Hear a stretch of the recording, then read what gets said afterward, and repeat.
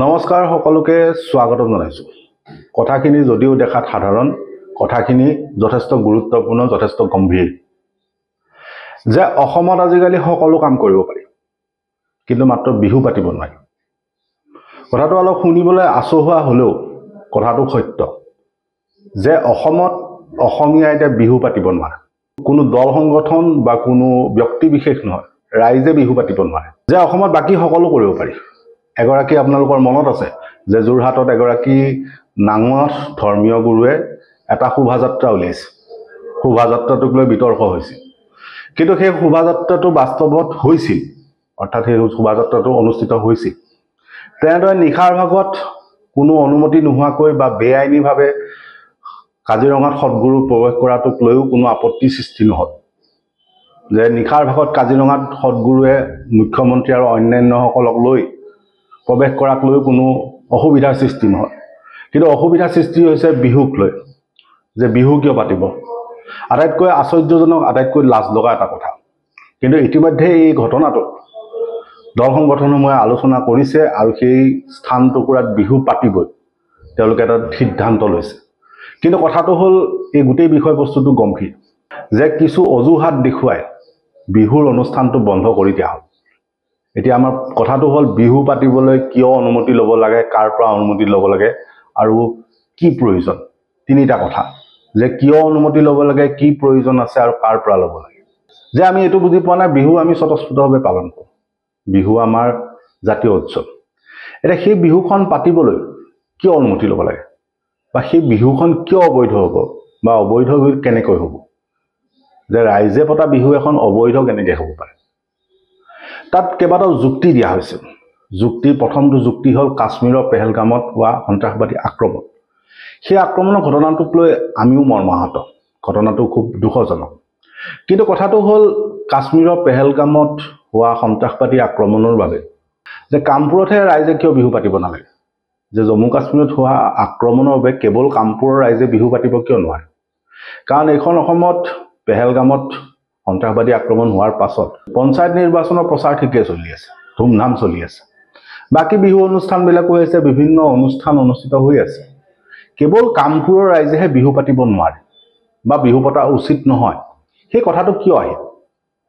দ্বিতীয় এটা যুক্তি দিছে যে তেওঁলোকে কালি সংবাদমেল এখন দি যুক্তি দিছে যে তেওঁলোকৰ যিখিনি ৱাৰ্ড কাউন্সিলাৰ আছে সেইখিনিয়ে প্ৰেছ মিট দিছে বা সংবাদমেল দি যুক্তি দিছে যে বিহুখন বোলে এইকাৰণে পাতিব নালাগে কাৰণ তাত শেহতীয়াকৈ এটা উচ্ছেদ হৈছে।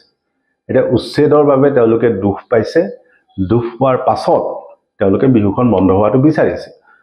এতিয়া কথাটো হ'ল সেই উচ্ছেদ অভিযান কোনে চলাইছে, সেই প্ৰশাসনেই চলাইছে। সেই পৌৰ নিগম বা সেই সদস্যসকলৰ অনুমতি বা তেওঁলোকৰ সহমততেই উচ্ছেদ হৈছিল, তেওঁলোকৰ বিধায়কগৰাকীৰ সহমততেই হৈছিল। এতিয়া তেওঁলোকৰ কিয় দুখ লাগিল, এই যে সৰু সৰু মানুহখিনি দোকানখিনি যে উচ্ছেদ কৰিলে, এতিয়া যে তেওঁলোকৰ দুখ লাগিছে, এয়া ঘৰিয়ালৰ চকু পানী নহয় কি। যে দুখটো তেতিয়াই লাগিব লাগিছিল যেতিয়া উচ্ছেদ অভিযান চলাবলৈ গৈছিল। কাৰণ সেইখিনি সৰু সৰু মানুহ ক'ৰবাত কেনেবাকৈ দোকান এখন দি খাই আছে বা বিভিন্ন ব্যৱসায়িক প্ৰতিষ্ঠান কৰি খাই আছে। যে মই প্ৰশ্নটো এইখিনিত কৰিছোঁ যে তেওঁলোকৰ দেৰিকৈ দুখ কিয় লাগিল, যে তেওঁলোকে যেতিয়া উচ্ছেদ অভিযান চলাইছিল তেতিয়া সেই মানুহখিনিৰ প্ৰতি দয়া, মৰম, সমবেদনা কিয় লগা নাছিল। তাত আনটো কথা হ'ল যে আমি স্থানীয় কিছু ব্যক্তি, কিছু সচেতন মানুহৰ লগত কথা পাতিছোঁ। এতিয়া কথাটো হ'ল য'ত বিহু পাতিবলৈ নিদিয়ে তেওঁলোকে, কামপুৰৰ যিটো অঞ্চলত বিহু পাতিবলৈ বন্ধ কৰি দিছে, সেই যিটুকুৰা স্থান, সেই স্থানটুকুৰাত কিন্তু দুৰ্গা পূজা ঠিকেই অনুষ্ঠিত হৈছে। যে উচ্ছেদ অভিযান কেইবাবাৰো হৈছে, কিন্তু উচ্ছেদ অভিযান হোৱাৰ পাছত কিন্তু তাত দুৰ্গা পূজা অনুষ্ঠিত হৈছে, তেতিয়া কিন্তু কাৰো সমস্যা হোৱা নাছিল। এতিয়া যেতিয়া বিহুখন পাতিবলৈ লৈছে তেতিয়াহে তেওঁলোকৰ সমস্যা আছে। অৰ্থাৎ যিকেইজন মানুহে বিৰোধিতা কৰিছে সেইকেইজন অসমীয়া হয় নে নহয়, তেওঁলোকৰ DNA টেষ্টটো কৰা ভাল হ'ব যে তেওঁলোক আচলতে অসমীয়া হয় নে নহয়। যে দুৰ্গা পূজাখন পাতোতে তেওঁলোকৰ দুখ নালাগিল, অসুবিধা নহ'ল, কিন্তু বিহুখন পাতোতে অসুবিধা হ'ল। গতিকে তেওঁলোকৰ গাত কি তেজ আছে সেইটো অকণমান চালে ভাল। আৰু তৃতীয় কথাটো খুব স্পষ্ট যে বিহু তাত অনুষ্ঠিত কৰিব সংগঠনখিনিয়ে ইতিমধ্যে পণ লৈছে, তেওঁলোকে সিদ্ধান্ত লৈছে যে তাতেই বিহু পাতিব, খুব ভাল কথা। কিন্তু কথাটো হ'ল বিহুখন পাতিলেও এই যিসকল সদস্যই যে বিৰোধিতা কৰি যে পত্ৰ এখন দিছিলে প্ৰশাসনক, যে বিহুখন তাত অনুষ্ঠিত হ'ব নালাগে, বন্ধ কৰি দিব লাগে। যিখন পত্ৰৰ ভিত্তিত বিহুখন বন্ধ কৰি দিয়া হ'ল, সেইকেইজন ব্যক্তিয়ে ৰাজহুৱাকৈ সেই বিহু মঞ্চত ক্ষমা খোজক, আমি স্পষ্টভাৱে দাবী কৰিছোঁ। যে আমি এইটো জানিবলৈ পাৰিছোঁ যে তেওঁলোকে ইতিমধ্যে এইটো ইচ্ছা প্ৰকাশ কৰিছে যে বিহুখন হোৱাটো তেওঁলোকে বিচাৰিছে, কাৰণ ইতিমধ্যে ৰাইজে প্ৰতিক্ৰিয়া দিছে, অসম জুৰি প্ৰতিক্ৰিয়া হৈছে, তাৰপিছত তেওঁলোকৰ স্থিতিটো নৰম হৈছে। কিন্তু আমি কথাটো কৈছোঁ যে সেইটো কথা নহয়, সেইটো কথাই শেষ কথা নহয়। তেওঁলোকে যিদিনাখন কামপুৰৰ সেই স্থানটুকুৰাত বিহু অনুষ্ঠিত হ'ব, সেইদিনাখন ৰাইজৰ সন্মুখত তেওঁলোকে এইটো ক্ষমা খোজক, যে বিহু পাতিবলৈ নিদিয়াটো, বন্ধ কৰি দিয়াটো বা আবেদন কৰাটো আমাৰ ভুল হৈছিল, ৰাইজৰ ওচৰত ক্ষমা খোজক। যদি এগৰাকী মন্ত্ৰীৰ সন্মুখত বহিৰাগতই যদি শিৱসাগৰ বাসী ৰাইজৰ ওচৰত আঠুকাৰি ক্ষমা খুজিব পাৰে, তেতিয়াহ'লে বিহুক নেওচা দিয়া, বিহুক ভৰিৰে গছকিবলৈ বিচৰা মানুহখিনিক ক্ষমা কিয় খুজিব নোৱাৰে? ক্ষমা খোজক। তাত আনটো কথা হ'ল, গোটেই কথাটোত এটা ৰাজনীতি আছে, যে আমি যিখিনি অভিযোগ পাইছোঁ সেইখিনি অনুসৰি কথাখিনি অকণমান বেলেগ। যে তাত এজন বিধায়ক আছে, বিজেপিৰ এজন বিধায়ক আছে, যাৰ নামটো হ'ল জিতু গোস্বামী। এতিয়া আমি খবৰ পোৱা অনুসৰি, অভিযোগ অনুসৰি ৰাইজে কোৱা কথাটো হ'ল যে এইখন এখন জেদাজেদিৰ খেল, যে বিধায়কে বিহুখনত হস্তক্ষেপ কৰিছে। বিধায়কৰ মতে সেই স্থানটুকুৰাত বিহু হ'ব নালাগে, বেলেগত পাতিব লাগে। সেইটো কথা ইতিমধ্যে সংবাদমেলতো সেইকেইজন কামপুৰ পৌৰসভাৰ সদস্যই জনাইছে। কিন্তু কথাটো হ'ল যে বিহুখন ক'ত পাতিব লাগে, ক'ত হ'ব, সেইটো ৰাইজে সিদ্ধান্ত ল'ব নে বিধায়কে ল'ব? বিধায়কে সেইটো কথা কেনেকৈ ক'ব? যে ৰাইজে স্বতঃস্ফূৰ্তভাৱে সিদ্ধান্ত লৈছে বিহু এখন হ'ব লাগে, বিহু আমাৰ জাতীয় উৎসৱ। তাত আকৌ বিধায়কগৰাকীয়ে কেনেকৈ নিৰ্দিষ্ট কৰি দিব পাৰে যে এইখিনি স্থানত পাতক, ইয়াত নাপাতিব, ইয়াত পাতক? সেইটো কেনেকুৱা ধৰণৰ কথা? যে বিহুখন ক'ত হ'ব লাগে নালাগে, সেইটো কথাও এতিয়া বিজেপিৰ নেতা মন্ত্ৰীয়ে নিৰ্ধাৰণ কৰি দিব নেকি? আমি ক'ত বিহু পাতিম, আমি ক'ত ঢোলটো কোবাম, সেইটো কথাও এতিয়া চৰকাৰে নিৰ্ধাৰণ কৰি দিব নেকি? বিধায়ক বা মন্ত্ৰীয়ে নিৰ্ধাৰণ কৰিব নেকি? ৰাইজে বিচাৰিছে হ'ব দিব লাগে। তাত আকৌ বিধায়কে হস্তক্ষেপ কৰা কথাটো ক'ৰ পৰা আহিল? বিধায়কক সুধি কিয় বিহু পাতিব লাগে? বিধায়কে নিৰ্ধাৰণ কৰা স্থানটোত কিয় বিহু পাতিব লাগে? এই গোটেই কথাবিলাক কিন্তু গুৰুত্বপূৰ্ণ, যে ৰাইজে কাক সুধিব লাগে? বিহু ৰাইজে পাতিব, ৰাইজৰ অনুষ্ঠান, তাত বিধায়কে যাওক, বিধায়কে অংশগ্ৰহণ কৰাত আমি ক'বলগীয়া একো নাই। কিন্তু কথা হ'ল তেওঁলোকে নিৰ্ধাৰণ কৰাটো কেনেকুৱা ধৰণৰ কথা? আৰু সেইটো কথা এইটো পোহৰলৈ আহিছে, অভিযোগটো এইটো ধৰণৰ যে বিধায়কে কোৱা অনুসৰি বিহুখন নোহোৱাৰ বাবে বিধায়কে এই ক্ষেত্ৰত হস্তক্ষেপ কৰিছে। সেইটো হ'ল অভিযোগ। আমি সত্যতা নাজানো বাৰু, কিন্তু কথাটো হ'ল যিটো নিৰ্দিষ্ট কৰা স্থান, যিটো নিৰ্দিষ্ট স্থানত হৈছিলে, তাত হোৱাটো বিচৰা নাছিল, বেলেগত হোৱাটো বিচাৰিছিল। যেতিয়া বেলেগ স্থানত নহয় নিৰ্দিষ্ট স্থানটোত হ'ল, অৰ্থাৎ ৰেলৱেৰ সেই মাটি টুকুৰাত হ'ল, তেতিয়া বিধায়কে এইকেইজন ব্যক্তিৰ দ্বাৰা অভিযোগ দিয়া বুলি এইটো এটা ৰাজহুৱা অভিযোগ। তাৰপিছত এইকেইজন পাৰিষদে অভিযোগ দিছে কামপুৰ পৌৰসভা। সেই ধৰণৰ কথা কিয় সংঘটিত? বিধায়কজন ৰাইজৰ নে বিজেপি দলটো? সেইটো বিধায়কজনে স্পষ্ট কৰিলে ভাল, যে তেওঁক ৰাইজে ভোট দি জয়লাভ কৰাইছে নে বিজেপি কাৰ্যালয়টোৱে জয়লাভ কৰাইছে। সেই কথাটো তেওঁ চিন্তা কৰি চোৱাটো ভাল। তেওঁ সেই অঞ্চলটোৰ জনপ্ৰতিনিধি, গতিকে তেওঁ ৰাইজক নেওচা দি যি ধৰণৰ এটা অভিযোগ আহিছে, নেওচা দিয়া, সেইটো কিন্তু মন কৰিবলগীয়া। গতিকে এই গোটেই বিষয়টো যদিও দেখাত সৰু, ই এটা অতি গুৰুত্বৰ বিষয়। যে আমি পুনৰ কৈছোঁ যে আমি বিহু পাতিব লাগিলে কিয়, ক'ত, কেনেকৈ অনুমতি ল'ব লাগে? যদি অসমত বাকী সকলো পাৰি, বিহু পাতিবৰ কাৰণে আমি কেনেকৈ অবৈধ হ'লোঁ, বা বিহু কিয় অবৈধ হ'ব? বাকী সকলো যদি বৈধ, সকলোখিনি যদি সম্ভৱ, তেতিয়া বিহু কিয় অবৈধ? প্ৰশ্নটো আমি তাত এৰিলোঁ। যোৱাকালি জাতীয় স্বাৰ্থত দুটামান প্ৰশ্ন কৰিছিলোঁ বিধায়ক মহোদয়ক।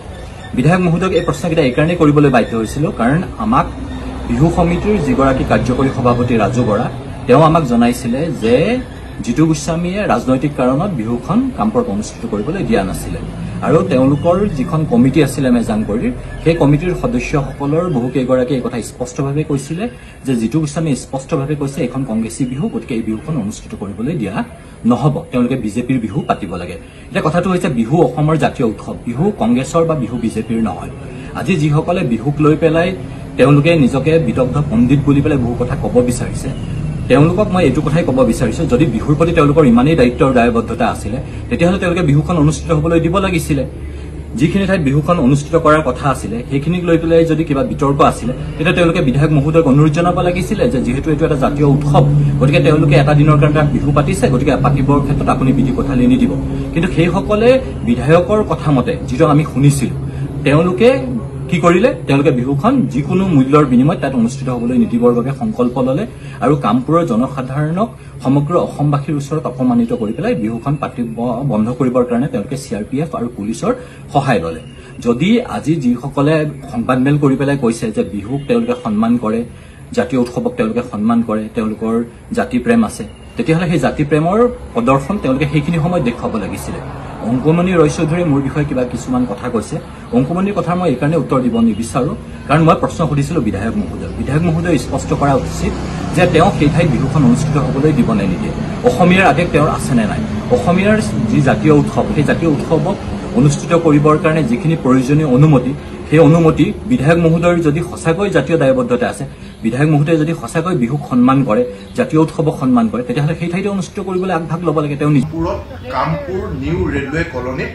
স্থানীয় লোকসকলে একত্ৰিত হৈ মেজাংকৰি নামেৰে বিহু অনুষ্ঠানৰ আয়োজন কৰিছিল আৰু সেই অনুষ্ঠান হঠাৎ প্ৰশাসনে আহি বন্ধ কৰি দিছে কালিৰ দিনটোতে আৰু সেই অনুষ্ঠান বাতিল কৰিবৰ কাৰণে হেঁচা প্ৰয়োগ কৰিছে আৰু অৱশেষত সেই অনুষ্ঠান আয়োজক কমিটিয়ে বাতিল কৰি দিবৰ কাৰণে বাধ্য হ'ল এই গোটেই ঘটনাটো আচলতে আমি তীব্ৰ ভাষাৰে গৰিহণা জনাইছোঁ আৰু এই ঘটনাৰ কিয় সংঘটিত হ'ল এই বিষয়ে যেতিয়া আমি জানিব বিচাৰিলোঁ তেতিয়া আমি গম পালোঁ যে প্ৰশাসনে এখন অভিযোগ পত্ৰ লাভ কৰিছে আৰু সেই অভিযোগ পত্ৰ কামৰূপ নগৰ সমিতিৰ 8 গৰাকীকৈ ৱাৰ্ড মেম্বাৰে দাখিল কৰিছে আৰু সেই আটাইকেইগৰাকী ৱাৰ্ড মেম্বাৰ বিজেপি দলৰ আৰু এই কামপুৰৰ বিধায়ক জিতু গোস্বামী ডাঙৰীয়াৰ নেতৃত্বতে এই ঘটনা সংঘটিত হোৱা বুলি ইতিমধ্যে অভিযোগ উত্থাপন হৈছে কথা হ'ল যে সেই অভিযোগ পত্ৰত উল্লেখ কৰা হৈছে যে পেহেলগামৰ দুখজনক ঘটনাত প্ৰভাৱ পৰিবৰ কাৰণে আচলতে এই বিহুৰ অনুষ্ঠান বাতিল কৰিব লাগে বুলি আমি সেই অভিযোগ পত্ৰত উল্লেখ কৰা বুলি জানিব পাৰিছোঁ আৰু দ্বিতীয়তে সেই অনুষ্ঠান যিহেতু যি ঠাইত অনুষ্ঠিত কৰা হৈছে নিউ ৰেলৱে কলনী কামপুৰৰ সেই ঠাইত অলপ দিনৰ আগতে ৰেলৱে মাটিত বিভিন্ন ব্যৱসায়িক প্ৰতিষ্ঠান সেই ঠাইৰ পৰা অন্য ঠাইলৈ স্থানান্তৰ কৰা হৈছিলে আৰু সেই ঘটনাটো বিৰূপ প্ৰভাৱ পৰিব বুলি সেই অনুষ্ঠান বাতিল কৰি দিবৰ কাৰণে সকলো আয়োজন কৰাৰ পাছত মণ্ডপ তৈয়াৰ কৰাৰ পিছত কালিৰ দিনটোতে যিটো দিনা আচলতে বিহু অনুষ্ঠান আছিল সেই বিহু অনুষ্ঠান চলি থকাৰ মাজতে আৰক্ষী প্ৰশাসনে বন্ধ কৰি দিয়া বুলি আমি জানিব পাৰিছোঁ এতিয়া আমাৰ প্ৰশ্ন হ'ল যে পেহেলগামৰ ঘটনা সংঘটিত হোৱাৰ সময়তে অসমত ধুমধামেৰে পঞ্চায়ত ইলেকশ্যন চলি আছে সকলো ফালে নিৰ্বাচনী সভাবিলাক চলি আছে নৰেন্দ্ৰ মোদী ডাঙৰীয়াই বিহাৰৰ ইলেকশ্যনত ব্যস্ত হৈ আছে ইলেকশ্যন ধুমধামেৰে চলি আছে নিৰ্বাচনী প্ৰচাৰ ধুমধামেৰে চলি আছে বোকাচতীয়া ৰাজনীতি সকলো চলি আছে এই আটাইবিলাক চলি থাকিব পাৰে কিন্তু কেৱল বিহুৰ অনুষ্ঠানে অনুষ্ঠিত কৰিব নোৱাৰে এই ঘটনাটো আচলতে কেতিয়াও হ'ব নোৱাৰে